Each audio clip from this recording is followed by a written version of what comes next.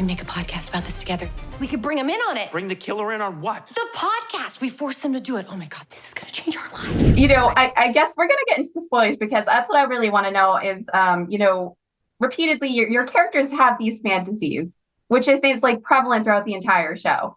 Is that like, do you think that that's the element that bonds them to Matt as a person? Because they're kind of like serial cheaters in their minds, or serial, like, I don't want to say Matt or Nathan so much, definitely, you know, Ava, but, you know, even Nathan has a fantasy about Ruby at one point, and there's all these scenarios that unfold that just feel like very surreal and not like, oh my God, is this actually happening? And we get to see Matt even have one of those scenarios in Vegas when you guys are at the crime con. So would you say that that's the element that binds them together, is this kind of serial need to kind of escape their life?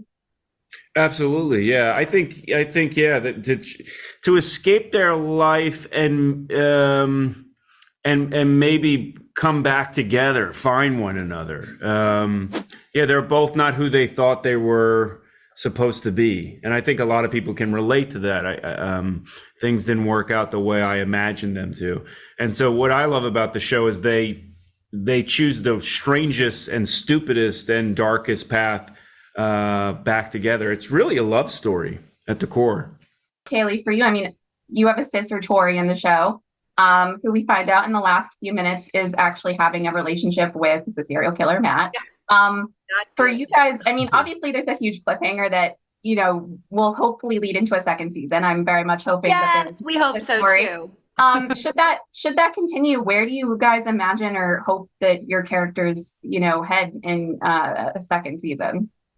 I just hope I'm not pregnant again. Yeah, that'd be a real story. That would suck, because it was not easy.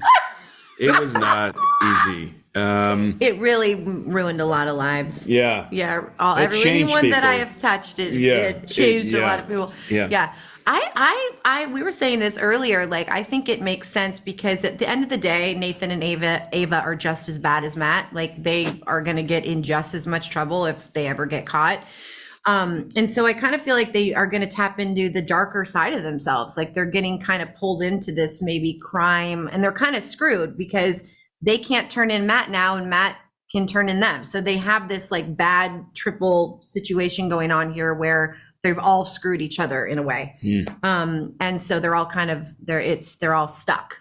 So I think if we keep going in that direction and these two keep getting caught in this circle of bad situations, I think that feels the most right. Otherwise, they're just going to prison for the rest of their lives. Things get a little dicey towards the end. Obviously, the big reveal is that, you know, Matt is having an affair or a relationship with Ava's sister, Tori.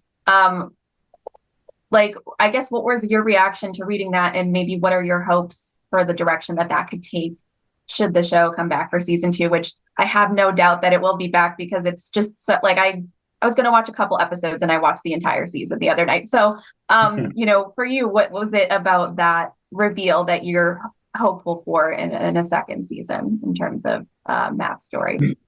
It was interesting reading it, I'll be honest, because Liana and me, she plays Tori, we both didn't really see that coming. I mean, Craig had planted the seed in the first episode of a slight flirtation with her, but I thought, oh, that's more just a bit of fun playing cat and mouse and fun for the audience to think, oh, you're flirting with a potential serial killer. But I think it could be quite an exciting place to go, because what it really does is it's kind of Matt is going behind enemy lines. You know what I mean? He's really sort of bedding himself, forgive the pun, into their home and into their family dynamic. And, you know, you asked, why does Matt do this? What I was quite interested in during the series was, at what point does Matt, who at the beginning of the first couple of episodes, he is being controlled by them. He has to do what they say. And he slowly kind of starts just doing his own thing, and he is the one in control. And I think that's another step further of, right, I'm going to control. He now has this ace in his sleeve, and that he's got their sister to fall for him. Juicy stuff. Huh?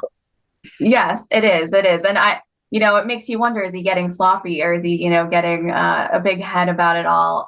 Even more so than he already had. But That's all the time I have. But Tom, congrats on this show. I'm so excited for viewers to see it. I know I had a great time watching it. Hopeful you guys will be back again for season 2. I think it's a really fun concept. Cool. Thank you, Megan. And I'm glad you like the show.